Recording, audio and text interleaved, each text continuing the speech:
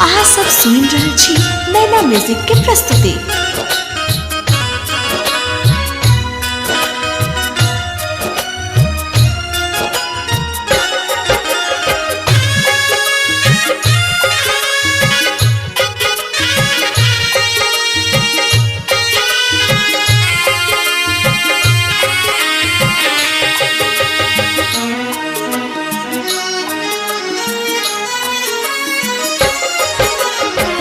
बरयन मोल मागे तोहर दुलार गे, बरयन मोल मागे तोहर दुलार गे।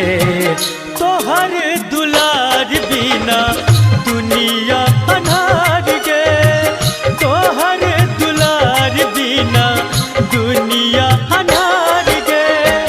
दूध में छो तोहर मैगे अमृत के धार गे, दूध में छो तोहर मैगे अमृत के धार गे। तोहर दुलार बिना दुनिया अन्हार गे, तोहर दुलार बिना दुनिया अन्हार गे।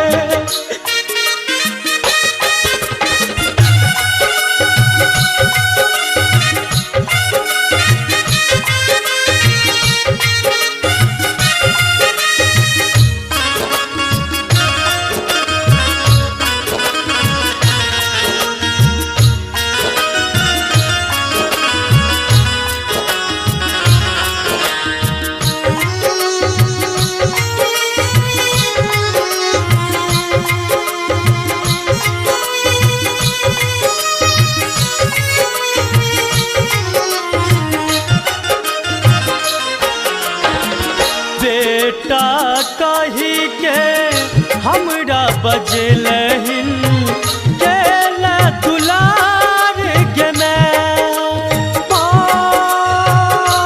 है गे अचरक तोहर छाहर में छो सुख संसार गे जेकरा ने माछयो कर जियल बेकार गे, जेकरा ने माछयो कर जियल बेकार गे। तोहर दुलार बिना दुनिया अन्हार गे, तोहर दुलार बिना दुनिया अन्हार गे।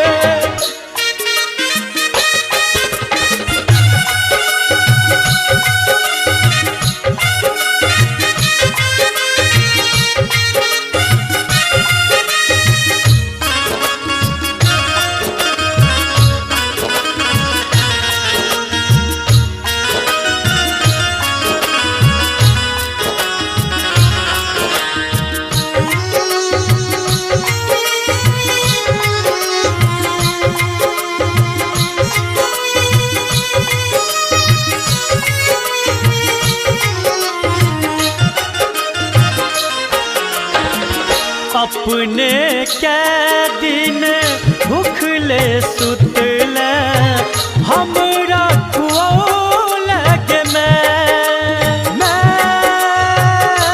है गे लोरी सुना कर तू हमरा सुतेले अपने तू जगल गे मैं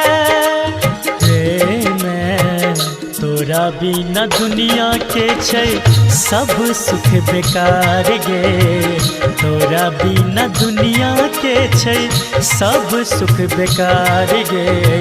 तोहर दुलार बिना दुनिया अन्हार गे, तोहर दुलार बिना दुनिया अन्हार गे।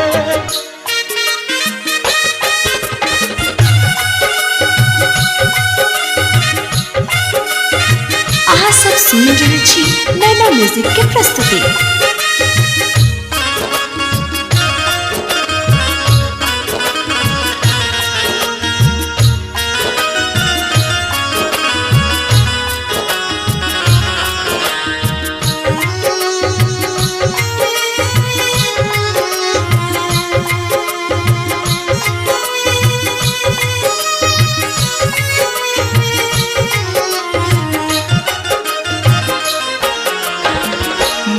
हमर मैस पर देश रहै छी पापी पेट पोसैले गे